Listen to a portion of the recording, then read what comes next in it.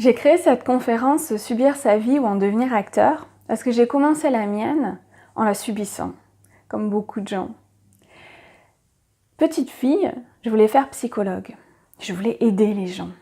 Un jour, j'ai demandé à ma mère « Mais qu'est-ce que ça veut dire psychologue? Qu'est-ce que ça fait exactement ?» Ça reste assis sur sa chaise. Ça regarde les gens parler.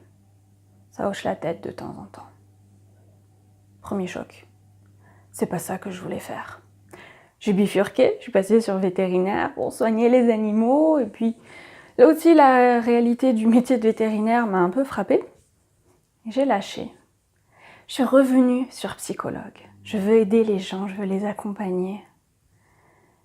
Et là, ma mère, un jour, m'a dit « Faudra d'abord que tu ailles combattre tes démons. » Deuxième choc. Et là, celui-là, il est un peu plus difficile à encaisser. Là, celui-là, il a été titillé la rebelle en moi. Et ah ouais, puisque c'est comme ça, je vais être avocate. Avocate en droit du commerce international. Je vais réussir bien mieux que toi. J'ai mis du temps avant de comprendre que quand ma mère parlait de démons, c'était les siens, pas les miens. Bien sûr, elle était fière que je fasse du droit. Mais c'était pas mon chemin. J'ai suivi un chemin tracé pour moi. Un jour, je suis allée voir une thérapeute.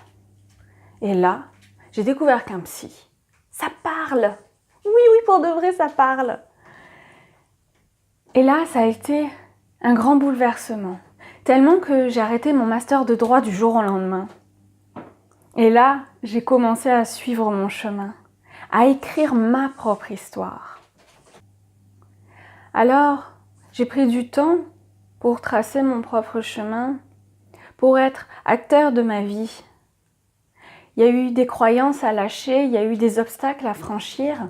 Et c'est pour ça qu'aujourd'hui, j'ai créé cette conférence pour vous apprendre à vous à écrire votre propre histoire, à être proactif dans votre quotidien. Parce que le plus beau cadeau que l'on peut se faire, c'est être soi.